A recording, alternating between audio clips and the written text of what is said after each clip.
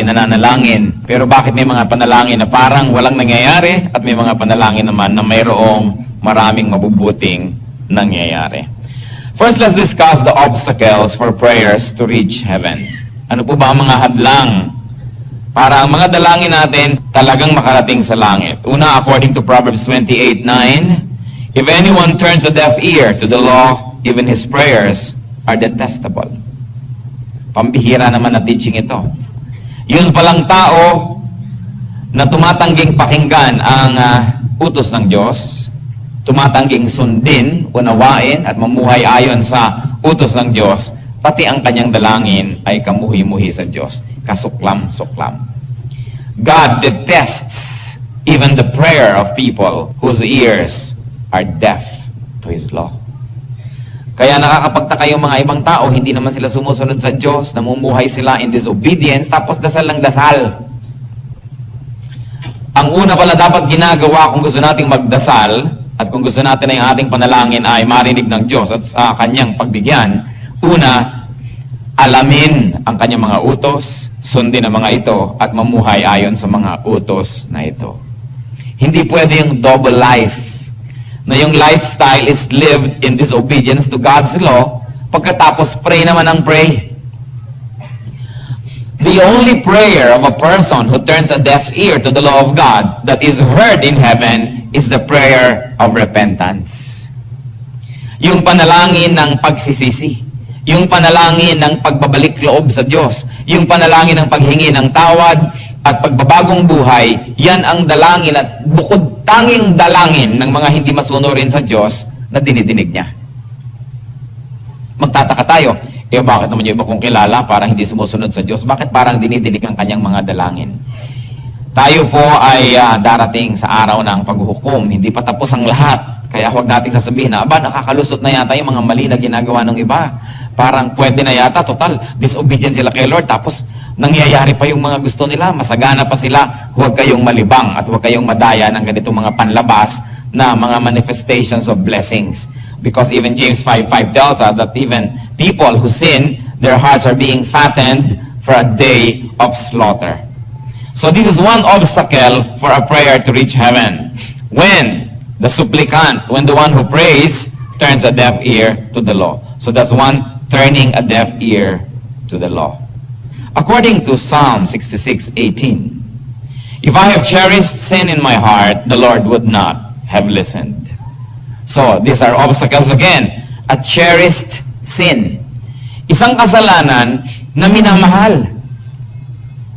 May mga kasalanan po kasi tayong nagagawa na hindi natin gusto yung kasalanan na yun. Talagang nabibigla tayo o kaya ay nadudulas, nadadaya. Pero matapos natin gawin yung kasalanan, sising-sisi tayo. Tayo po ay malungkot na malungkot tungkol doon. Hindi ito yung pinag-uusapan na kasalanan na magiging hadlang para marinig tayo ng Diyos. Kundi yung kasalanan na cherished, minamahal. Alam mo ng kasalanan, mahal mo pa. Alam na natin na pinipigil tayo ni Lord sa ganitong bisyo, binibigyan pa natin ng provisions. Alam na natin ay pinagbabawal ni Lord, halimbawa ang isang illicit love affair, isang adulterous relationship, mahal na mahal pa natin, iniingatan pa natin, ibinabahay pa natin yung ating mga minamahal na yan, at isinasama pa sa allowance at kasama pa sa mga 30th month pay. Yan ang mga cherished sin. Huwag ninyong isipin na pakikinggan ng Diyos ang inyong mga dalangin. If I cherish sin in my heart. Ano pa yung cherished sin? Yung lingering sin. Lahat po tayo nagkakamali. Walang taong hindi nagkakamali. Ewan ko kung may tao na dumadaan na isang maghapon na hindi nagkakamali. Pero iba naman yung 2 buwan na, 3 buwan na, 1 taon, 10 taon na yung kasalanan niya, nandun pa rin. At hindi na siya nagigilty, hindi niya inaalis. Parang permanent part of his life na lingering sin. If we cherish that sin in our hearts, the Lord would not listen. And of course, ano pa yung ibig sabihin ng cherished sin? Yung premeditated sin. Kahit sa murder, yung premeditated murder, mabigat ang parusa. Yung nagplano ka, nagbala kung paano mapapatayin ng isang tao. Pero yung bigla kang nagulat at nabaril mo siya, bagamat napatay mo siya, pero hindi premeditated, magaan-gaan ang parusa sa ganun. Ganon din po yung mga kasalanan na premeditated. Balak na balak man sa sweldo. Pupunta ako kay ganon at kami ay lalabas. At kami magbibiglang liko. Premeditated sin yun. Planong-plano. Lahat-lahat may music pa, may background music at handa pa ang mga props. Alam nyo, that is premeditated sin. Na pag nabisto ako ng aking asawa, ganito naman ang aking gagawin, ganito ang aking mga alibis, ganito ang aking mga palusot, alam natin, sabi sa Psalms, if I have cherished sin in my heart, the Lord would not have listened. Ano pa po? According to James chapter 4, verses 2 to 3. You want something, but don't get it. You kill and covet, but you cannot have what you want. You quarrel and fight. You do not have because you do not ask. When you ask, you do not receive because you ask with wrong motives, that you may spend what you get on your pleasures. So nakita po natin ang sabi sa James, ano-ano yan? Asking with wrong motives. Mali ang motibo. Hindi na natin isinasaalang-alang na alam din ng Diyos yung ating motibo. Kung minsan nagsasagumpay tayo na manlin lang ng kapwa, we may succeed in deceiving fellow men, but we can never succeed in deceiving God because God knows the secret of every heart. So asking with wrong motives. Kung minsan pa nga yung iba parang sa labas ang ganda-ganda ng ginagawa pero ang motive pala sa ilalim masama rin. Nagbibigay para lang pala tumubo. Nagbibigay para makontrol yung binibigyan. Di wrong motives din yon. Alam yun ng Diyos. At hindi natin dapat asahan na tayo ipapakinggan ng Diyos kung gano'n ang ating mga motibo. And also, asking out of selfishness. Puro sarili lang ang iniisip. Wala nang iba. Hingi na lang ng hingi. Puro sa sarili. And of course, God knows that. Kaya si Solomon, in-honor ni Lord eh. Nung si Solomon ay ginawa niyang hari, sabi niya, humingi ka ng kahit ano, ibibigay ko. At ang hiningi niya, hindi power ng army, hindi strength ng treasury, hindi pera. Sabi niya, Lord, give me wisdom so that I may know how to rule your great nation. Hindi selfish ang hiningi ni Solomon. Hindi para sa sarili. Humingi siya ng isang great talent para maipaglingkod sa kanyang mga nasasakupan at para matuwa ang Diyos sa kanyang pinaglilingkuran. At ano po ang nangyari? Natuwa ang Diyos, ibinigay yung hiningi niya at sabi ni Lord, dahil natuwa ako sa hindi mo rin hiningi, at dahil nakatutuwa yung hiningi mo, pati hindi mo hiningi, bibigay ko sa iyo. Wealth and power and honor. So, we should ask with the right motives. Kaya lagi nag-check tayo, Lord, ano po ba yung motive ko? Check me, correct me. Ano pa po? Napakahalaga na hindi tayo selfish. That we think of others. Pero sasabihin natin, Pastor, natural naman na maging selfish. But remember, we can ask God to transcend what is natural. Humingi tayo kay Lord ng selfless heart. Kung napapansin natin na masyado tayong selfish, sabihin natin, Lord, bigyan niyo po ako ng isang selfless heart, mapagmahal, maibigin. Kung ako lang, hindi ko po kaya, laging sarili ko lang iniisip ko, but create a miracle in my heart. And God can grant it. Sabi niya, ask, and it will be given you. Now let us look at prayers that reach heaven, ang mga case studies natin from the Bible. According to 2 Chronicles 30, 18 to 27, makikita po natin na ang mahaba-habang reading na ito, and we were going to read from 2 Chronicles 30, 18 to 27. Although most of the many people who came from Ephraim, Manasseh, Issachar, and Zebulun had not purified themselves, yet they ate the Passover, contrary to what was written. But Hezekiah prayed for them, saying, May the Lord, who is good, pardon everyone who sets his heart on seeking God. The Lord, the God of his fathers, even if he is not clean according to the rules of the sanctuary. And the Lord heard Hezekiah and healed the people. The Israelites who were present in Jerusalem celebrated the Feast of Unleavened Bread for 7 days with great rejoicing. While the Levites and priests sang to the Lord every day, accompanied by the Lord's instruments of praise. Hezekiah spoke encouragingly to all the Levites who showed good understanding of the service of the Lord. For the 7 days they ate their assigned portion and offered fellowship offerings and praised the Lord, the God of their fathers. The whole assembly then agreed to celebrate the festival 7 more days. So for another 7 days they celebrated joyfully. Hezekiah, king of Judah, provided 1,000 bulls and 7,000 sheep and goats for the assembly. And the officials provided them with 1,000 bulls and 10,000 sheep and goats. A great number of priests consecrated themselves. The entire assembly of Judah rejoiced, along with the priests and Levites and all who had assembled from Israel, including the aliens who had come from Israel and those who lived in Judah. There was great joy in Jerusalem, for since the days of Solomon, son of David, king of Israel, there had never been nothing like this in Jerusalem. The priests and Levites stood to bless the people, and God heard them. For their prayer reached heaven, his holy dwelling place. And may the Lord continue to add blessing to that reading. Ano-ano po sa mga nabasa natin, yung mga elemento na naging dahilan para makarating sa langit ang kanilang panalangin? Kung a-analyze natin yung istorya, unang-una, God's pardon and forgiveness. Hezekiah prayed for the people. Many people were not worthy to join in the activities. They did not bother to go through the formalities. What was in their heart was they wanted to participate in praising God. Kaya yung mga legal at mga traditional paraan ng dapat sinunod nila, nalampasan, na skip. And Hezekiah, the prophet, was worried about the people. But God heard the prayer of Hezekiah when Hezekiah prayed that God would forgive them for skipping the formalities. And why? Because God knew the hearts of those people. That though they may not satisfy the formal requirements of ritual, their hearts were willing to worship. So, unang-una, there was God's pardon and forgiveness. Mapapansin niyo po sa ating mga worship celebration, ang unang-una talaga nating ginagawa, bukod to welcome each other, is a prayer of confession. That we confess our sins to God, that we seek forgiveness. Dahil sabi nga, if I cherish sin in my heart, the Lord would not listen. Dapat nauuna yung cleansing. Ang mga Muslim nga, bago pumasok sa mosque, naguhugas ng paa. Nagki-cleansing ceremoniously. Ang mga mananampalataya ng Diyos dapat maghugas din, hindi lang ng paa, ng buong kaluluwa, ng buong espiritu. And this is through repentance, by asking Jesus to wash us with His blood. Kaya atin pong ina-advocate na lahat ng gawain na maka-Diyos, umpisahan ng confession. You may not begin with confession if you are sinless. Pero kung meron, dapat ganon. There was God's pardon and forgiveness. What else? There were hearts that really sought God. Hearts that seek God was what made the prayer reach heaven. O punta tayo dun sa worship hall na yun kasi komportable, kasi air-conditioned. Kasi may matitindahan tayo ng insurance dyan. Meron tayo mga prospect dyan na mabentahan ng mga kung anong mga lalagyan ng ulam, etc., etc.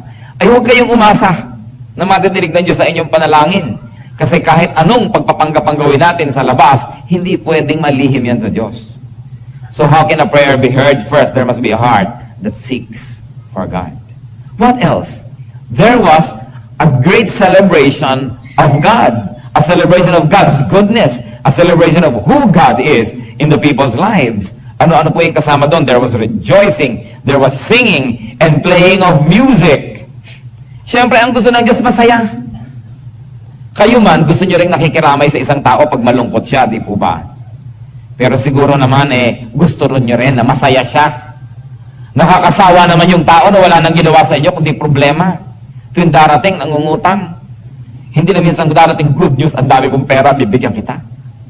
O kaya, kumusta ka? Ay, naku, ang saya-saya ko ngayon. Pag inukumusta mo yung tao, lagi na lang ko, may problema ako, may reklamo ako. Kuminsan, natatakot na kayong kumustahin.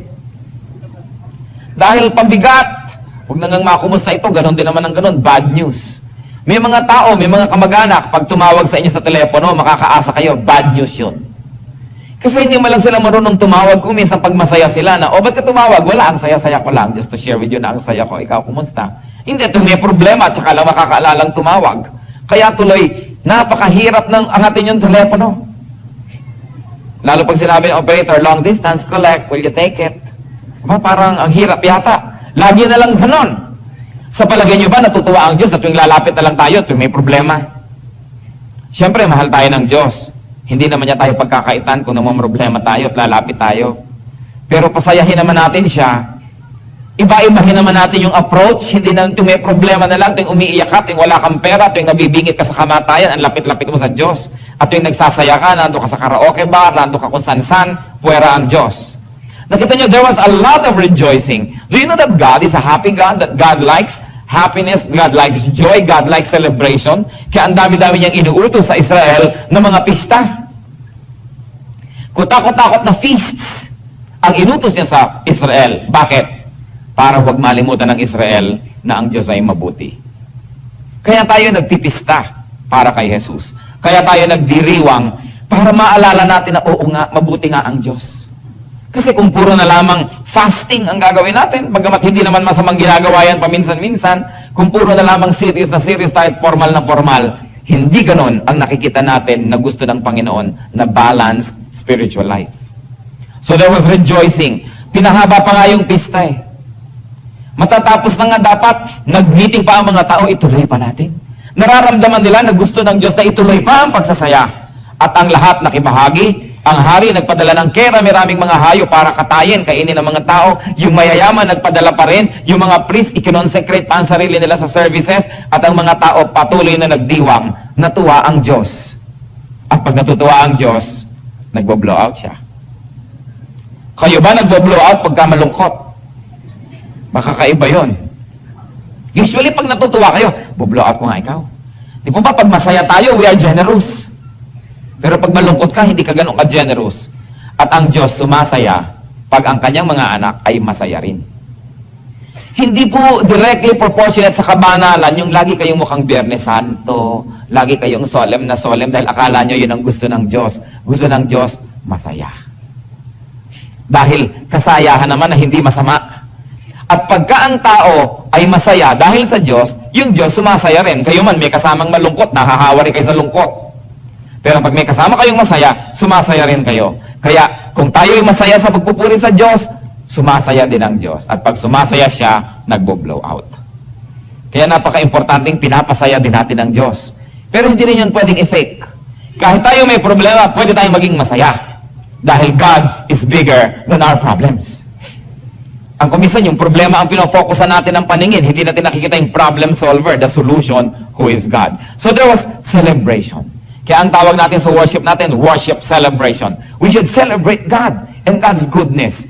Hindi lang puro problema ang dadalhin nyo sa Diyos. Dapat din, nagpapasalamat tayo, nagsasaya tayo, sa kabila ng lahat, na hindi naman lahat ng gusto natin ay natutupad. Pero meron pa rin pwedeng ipagpasalamat. Ano pa po ang mga elemento na nangyari dito sa binasa natin? There was encouragement to each other. There was a lot of encouragement. And there was good understanding of the service of the Lord. Nauunawaan ng bawat isa ang kanilang bahagi sa paglilingkod. There was orderliness. Hindi nag-agawan sa handa. Ang sabi sa Bible, and each one ate his own portion.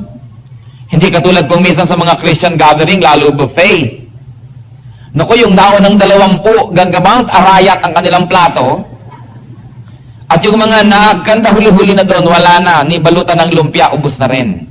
Hindi ganun ang nangyari. There was orderliness. Ang bawat isa lumagay sa lugar. Kasi nakakakilabot po kumisan, sa mga tagalabas na nga, hindi na bale, pero taga-church ba naman, una-unahan pa rin. Halimbawa sa mga buffet table, talaga namang meron pang hindi pumipila, liligtas pa, palusot pa, kunwari nakikipagkwentuhan doon sa may nasa una, na biglang singit na siya, kakilakilabot yon. Kung nagawa nyo yon, mag-repent na kayo.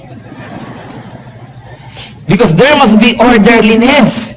Hindi pwedeng kanya, hindi pwedeng sarili-sarili ko para tayong mga nag-aagaw-agawan. There was orderliness, and ano pa? There were offerings.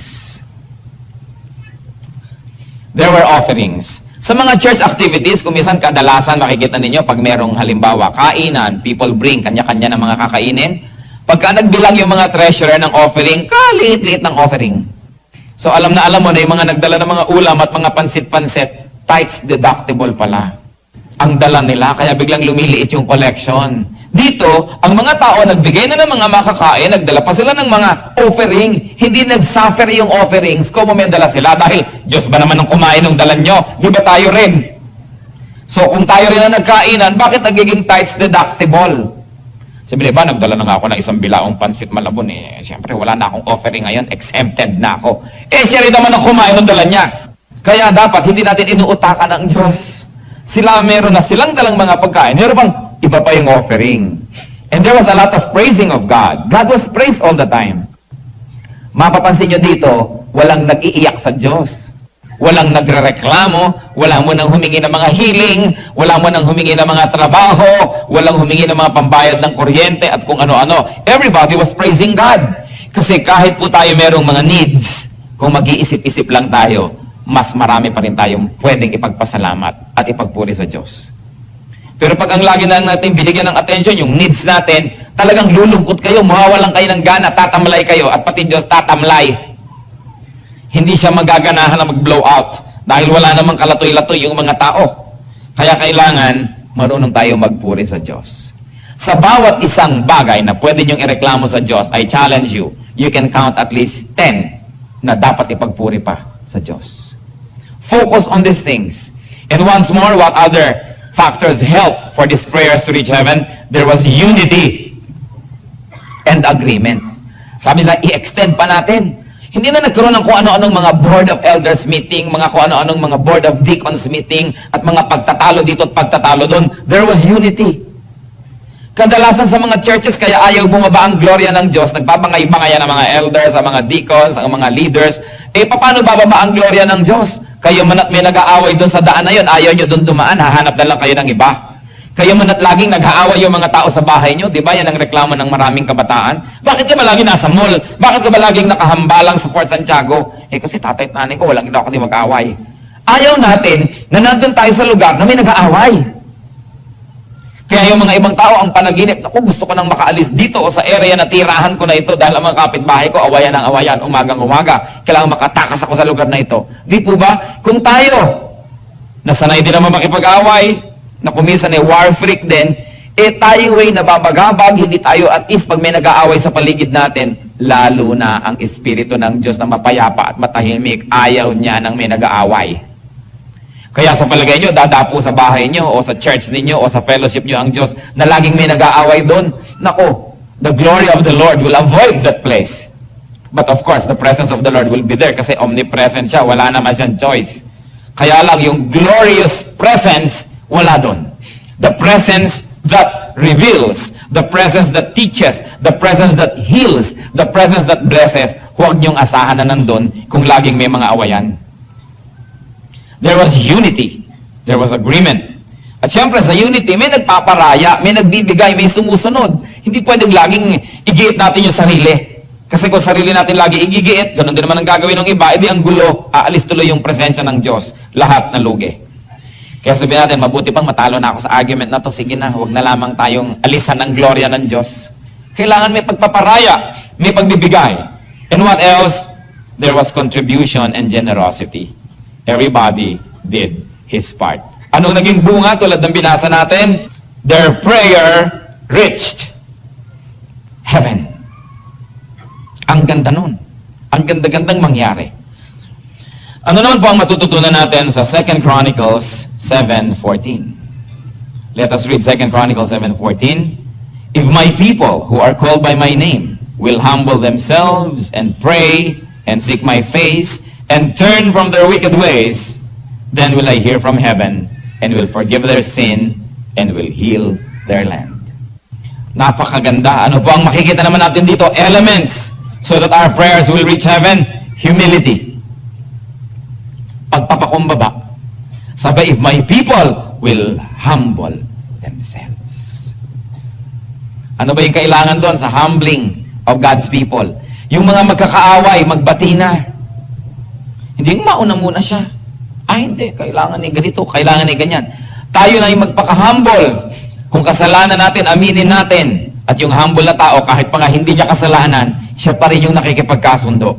Sabi niya, if my people would humble themselves and seek for me. Kailan hinahanap natin ang Diyos? Hinahanap natin ang kanyang katuruan, hinahanap natin ang kanyang katotohanan, hinahanap natin ang kanyang kaluwalhatian. At sabi, turning from wicked ways. Gusto nating marinig ng Diyos ang ating mga dalangin, makarating sa langit ang ating mga panalangin, talikuran ang mga kasamaan, ang mga kasalanan. Hindi pwedeng double life. Even the law of impenetrability sa physics, sinasabi only one thing can occupy one place at one time. Hindi pwedeng dalawa. Sa Bible din sinasabi, you cannot serve God and mammon. You cannot serve God and money. You cannot serve God and Satan. Pipili ka lang. Dapat isa lang.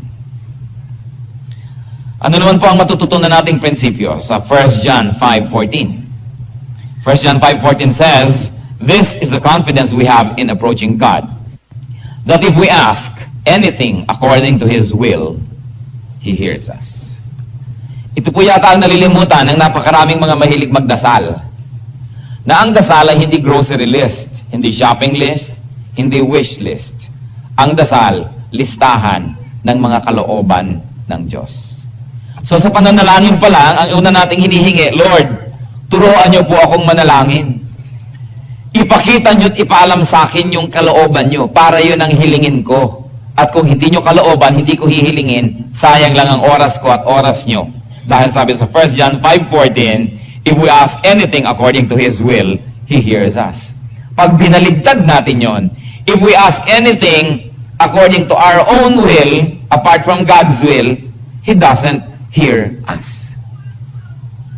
Kaya ang unang trabaho ng nananalangin, hinahanap muna niya ang kalooban ng Diyos. Hindi, Lord, sige na, please, gawin mo lang to. Hindi ako kakain ng barbecue for 3 Fridays. Ano naman ang kinalaman ng Diyos sa inyo pag-jeta? Alam na namang matuwa ang Diyos dahil nagugutom tayo.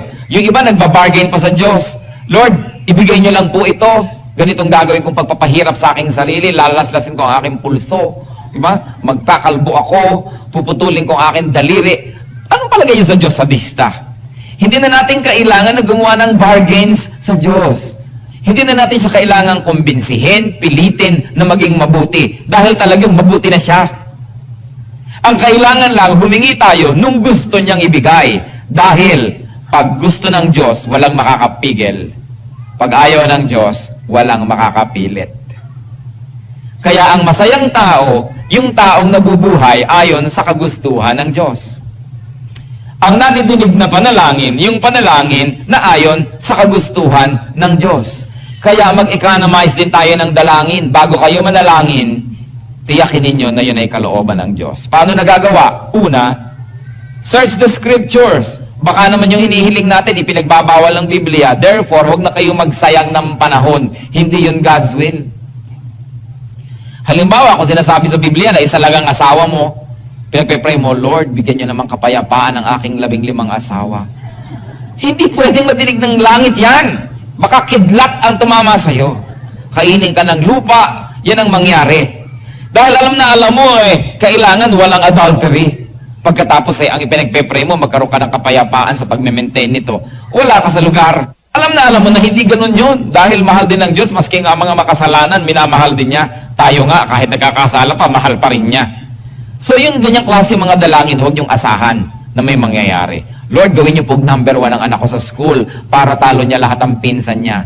Napakasama naman, napakabuktot na panalangin. Kaya alam po natin, hindi walang mangyayari sa prayer na yan. It's against God's will. Ngayon, ang tanong, may mga bagay naman na hindi natin tiyak na malalaman kung against God's will. Then yun, pwede yun na ipag-pray. Pero dapat, Lord, ito po sana ang gusto ko. Ito po nawa ang aking gusto. Pero kung hindi pa rin ito ang gusto nyo, ibali po, okay lang. Pero sinasabi ko na rin na yun ang gusto ko. Pero pag hindi ibinigay, huwag tayong tatampo-tampo. Wala naman tayong patago sa Diyos. Kaya hindi tayo dapat nagtatampo pag hindi niya binibigay.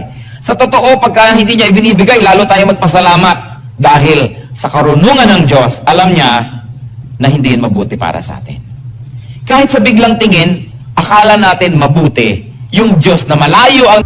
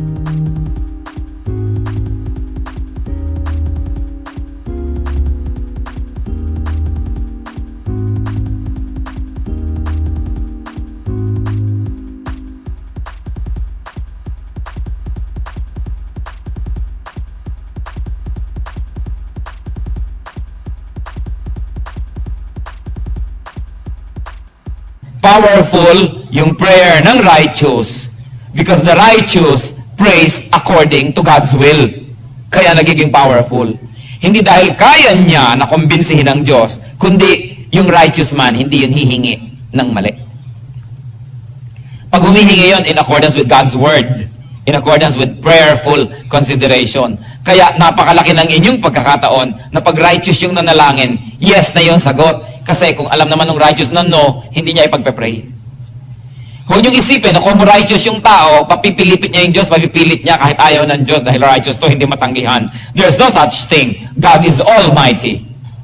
The power of the prayer of a righteous man is premised on the fact that he prays according to God's will and according to the leading of the Holy Spirit. Napaka-importante, righteousness. Brothers and sisters, don't just pray, but be heard in heaven. Nakagawa na ba kayo ng sulat na halimbawa, para kay Maria Clara, hinulog niya sa koreo, yun na. Paano yun makakarating? Walang address. Hindi yun makakarating. Tatawag kayo sa telepono, kulang ng number. Hindi yun makakarating. O kaya kumpleto ng address ang sulat nyo, walang selyo. Hindi yun makakarating. Maraming prayer, ganun. Hindi nakakarating. Kasi hindi naman dapat makarating. Kaya atin pong isip-isipin ang mga bagay na yan. Remove from your life things that hinder your prayer. And bring into your life what brings prayer to heaven. Let's bow before the Lord. Let's spend some moments of reflection. Alin ba sa mga hindrances na binanggit natin yung pwedeng maging sagabal sa inyong prayer life? Seek God's power. Seek God's forgiveness.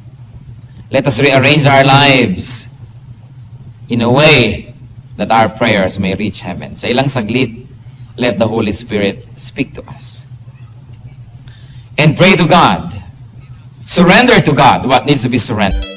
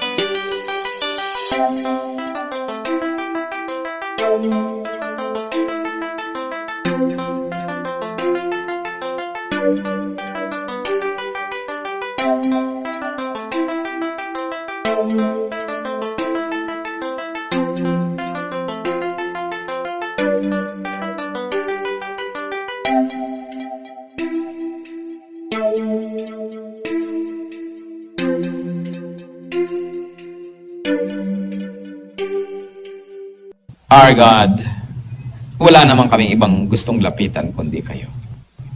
Wala kaming kinikilalang ibang Diyos kundi kayo na Diyos ni Moses, ni Abraham, ni Jacob. Narito nakatayo sa iyong harapan ng mga anak.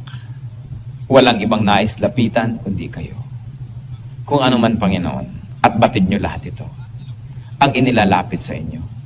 Father, I ask you, kung may mga hindrances that were revealed, and these brothers and sisters are now willing to surrender these hindrances to you, I ask you, Father, open the floodgates of heaven and let your blessings flow into the lives of these men and women. Dinadalangin ko, Panginoon, na kung ano man ang naging bara at kung kinilala na ngayon ng mga kapatid na ito at isinuko sa iyo at pinagsisihan, padaluyin mo na sa kanilang buhay ang mga kasagutan sa kanilang kahilingan. Alam namin kayo isang mabuting Diyos. Hindi kayo natutuwa na kami kapos o nangangailangan o may karamdaman. Dinadalangin ko, Panginoon, lapatan nyo na yung mapagpalang kamay ang bawat isang ngayon tumatayo. Kumikilalang naiinip na, natatagalan na, nahihirapan sa paghihintay. Subalit ngayon, Panginoon, kung karapat dapat na ang mga pusong ito, kayo ang siyang magpala. Mga kapatid,